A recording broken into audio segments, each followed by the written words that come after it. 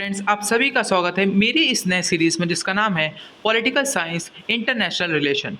जैसा कि मैंने अपडेट किया था कि मैं आज से अब आपको पॉलिटिकल साइंस इंटरनेशनल रिलेशन पढ़ाऊंगा, जो कि आपका यूपीएससी का ऑप्शनल सब्जेक्ट है। और ये फ्रेंड्स मेरा भी सब्जेक्ट है, तो मैं फ्रेंड्स इसको ज़रूर पढ़ाऊंगा।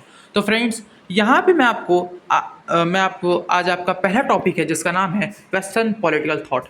जैसा कि फ्रेंड्स आपने यहाँ पे पढ़ा होगा और आपने यहाँ पे सिलेबस में भी देखा होगा, ये आपका बहुत ही इंपॉर्टेंट टॉपिक होता है। और ये फ्रेंड्स इससे रिलेटेड मतलब यूपीएससी ऑप्शनल में बहुत ही लिंक करके क्वेश्चन पूछता है। तो फ्रेंड्स मैं आपको बहुत ही आसान भाषा में इसको समझाऊंगा, बहुत ही इंग्लिश हिंदी हिंदी तो खासकर मैं इस्तेमाल करूंगा जिसमें सबको समझ में आ जाए। और मेरा मकसद यही है कि हर पीएसआईआर का स्टूडेंट इसको समझे, क्योंकि ये बहुत ही अच्छा टॉपिक है। और फ्रेंड्स हम लोग बहुत कुछ नया जानेंगे। तो चलिए शुरू करते हैं। वेस्टर्न पॉलिटिकल थॉट में आपने जैसा पढ़ा होगा, जिसमें आप पे ग्रीक थिंकर्स हैं, ग्रीक थिंकर्स, जिसमें आप बेसिकली ये आप समझे होंगे ग्रीक थिंकर्स हैं। और इसमें से आप दो को पढ़ते हैं, एक का नाम है प्लेटो और दूसरा का नाम है यहाँ पे एरिस्टोटल। ये बहुत ही बेसिक है, क्योंकि ये जो दो ग्रीक थिंकर्स हैं, ये जो हैं मतलब जो आपका ये आप ये मैप देखिए, जो आपका ये वेस्टर्न जो आपके नेशंस है, इनकी जो पूरी पॉलिटिकल साइंस जो पॉलिटी है, जो इनकी राजनीति है, उस पे इनके मतलब फुटप्रिंट्स हैं। यानी कि इन्हीं के थिंकिंग पे, इन्हीं के जो बेस पे, यानी कि इन्हीं की थिंकिंग के बेस पे ये लोग अपनी पॉलिटिकल आइडियाज़ को चलाते हैं अभी तक। और फ्रेंड्स यानी फुटप्रिंट्स का मतलब क्या होता है, यानी कि प्लेटो और एरिस्टोटल की थिंकिंग से ये लोग प्रभावित हुए हैं, इनकी जनरेशन्स जो आज भी इन्हीं के मतलब फुटप्रिंट्स पे चल रही हैं। तो फ्रेंड्स यहाँ पे अब हम लोग पहला टॉपिक पढ़ते हैं प्लेटो के बारे में। आशा करता हूँ आपको फ्रेंड्स ये थोड़ा बहुत इंट्रोडक्शन समझ में आया होगा।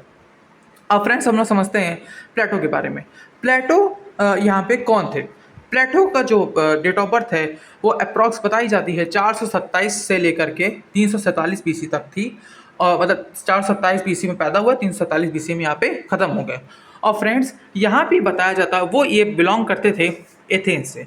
और फ्रेंड्स ये बताया जाता है कि वो एक तरह के आइडियलिस्टिक थिंकर थे। यहाँ पे फ्रेंड्स अब आप पूछेंगे कि आइडियलिस्टिक थिंकर का मतलब क्या होता है। अब मैं फ्रेंड्स आपको बहुत ही और विस्तार से समझाता हूँ।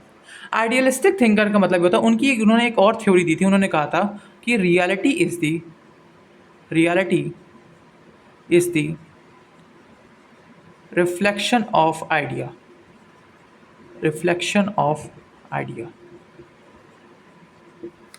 जो रियलिटी है यानी जो सच्चाई है वो हमारे आइडिया के मतलब रिफ्लेक्शन है। ये बहुत ही बड़ा कोट था, बहुत ही बड़ा।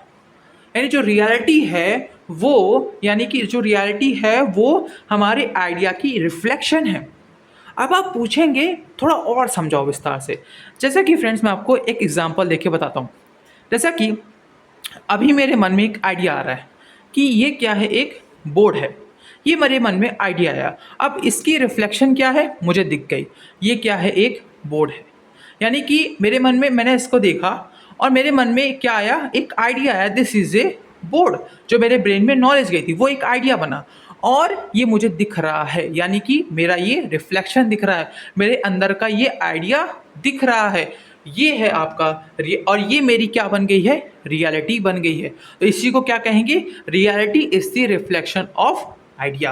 यानी जो रियलिटी है, जो सच्चाई है, वो हमारे आइडिया की रिफ्लेक्शन है। यानी कि जो अल्टीमेट ट्रुथ क्या है, अल्टीमेट ट्रुथ हमारा आइडिया है। वो इनका ये यानी कि वो आइडियलिस्टिक सोच के थे, यानी कि मतलब एक बहुत ही महान विचारक जो कि कहते थे कि आपके जो आइडिया है वो एकदम वर्चू होने चाहिए। वर्चू का मतलब क्या होता है, जो महान लोग होते हैं जो मतलब रीज़न के दम पे जीते हैं, डिज़ायर्स उनके अंदर कोई डिज़ायर्स नहीं होती हैं, किसी मतलब मटेरियलिस्टिक डिज़ायर्स नहीं होती हैं, वो रीजंस के यानी कि स्टेट का भला चाहते हैं। इनका ये मतलब यहाँ पे इनका कॉन्सेप्ट था और इन्होंने यही आइडिया दिया। इनका ये जो थ्योरी थी, reality is the reflection of idea. और ये फ्रेंड्स बहुत ही गहराई वाली बात इन्होंने बोली थी। तो फ्रेंड्स ये था आपका, यानी कि ये आइडियलिस्टिक थिंकर थे। दूसरी बात, यहाँ पे जो भी हम लोग इनके बारे में पढ़ते हैं वो इनकी बुक रिपब्लिक से हम लोग यहाँ पे पढ़ते हैं। जो कि फ्रेंड्स इन्होंने जब ये यंग प्लेटो थे तब इनकी ये थिंकिंग को दर्शाता है। और भी इन्होंने बुक लिखी थी, वो मैं आपको समय समय पे अभी और भी सीरीज में आपको समझाऊंगा। और फ्रेंड्स यहाँ पे अब मैं आपको बताना चाहता हूँ कि इनका क्या माइंडसेट था। यहाँ पे फ्रेंड्स क्या होता है कि ये एथेंस से बिलोंग करते थे, और एथेंस मतलब ये बात इनका ये कह इनका इनके बुक्स में यहाँ पे मेंशन किया गया है कि जो वहाँ की रूलिंग क्लास थी वो यहाँ पे करप्ट थी। अब यहाँ पे करप्ट का मतलब क्या होता है, यानी कि वो यहाँ पे सोफिस्ट थी। क्या थी यहाँ पे? सोफिस्ट थी। यहाँ ये फ्रेंड्स बहुत ही इंपॉर्टेंट टॉपिक है।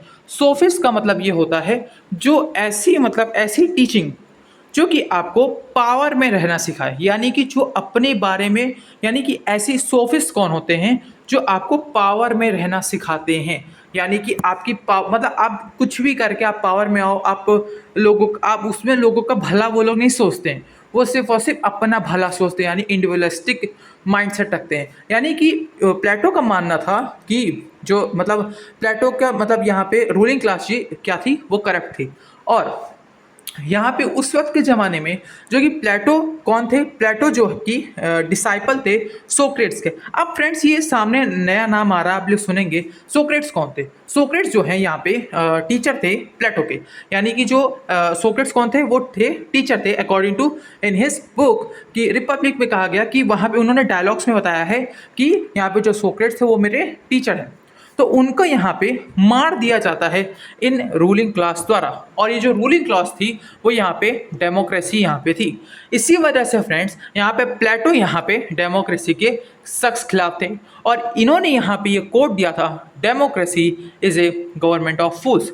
यहाँ पे फ्रेंड्स इन्होंने क्यों कहा था? क्योंकि यहाँ पे जो डेमोक्रेसी में जो यहाँ की जो रूलिंग क्लास थी वो यहाँ पे करप्ट थी, और अगर ये करप्ट थी तो यानी कि अगर ये करप्ट थी यानी कि वो यहाँ क्यों करप्ट थी?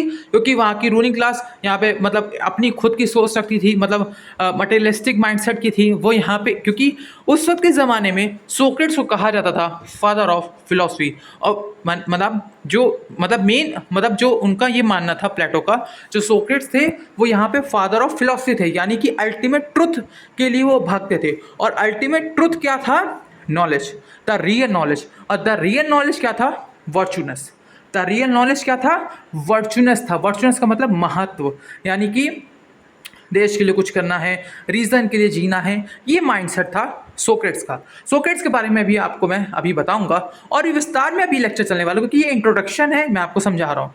दूसरी बात फ्रेंड्स, अब ये समझ गए थे, क्योंकि प्लेटो ये चीज़ समझ गए थे कि यहाँ की जो रूलिंग क्लास है वो यहाँ पे करप्ट है और यानी कि सोफिस्ट है, तो इसको यहाँ पे कैसे टैकल किया जाए।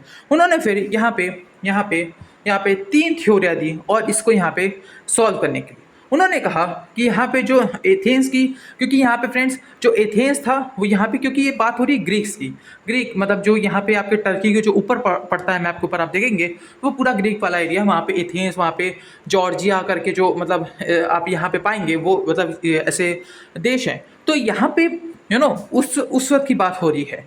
तो उन्होंने कहा कि जो एथेंस है वो यहाँ पे रूलिंग क्लास यहाँ की करप्ट है, इसी वजह से यहाँ पे डिस्ट्रॉय हो रहा है। इसी वजह से उन्होंने यहाँ पे 3 थ्योरीज दी।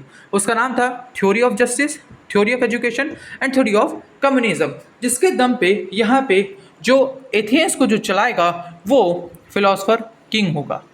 फिलोसफर किंग कौन होगा?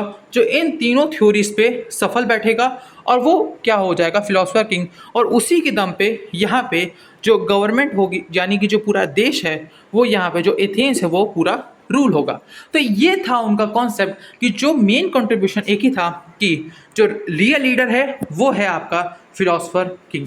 तो फ्रेंड्स ये आप समझ गए होंगे थोड़ा बहुत कि प्लेटो कौन थे, प्लेटो की थिंकिंग क्या थी, यानी कि मेन कंट्रीब्यूशन क्या था? फिलोसफर किंग, यानी कि जो गवर्नमेंट है वो करप्ट है और यहाँ पे चलाने वाला कौन है? Philosopher king.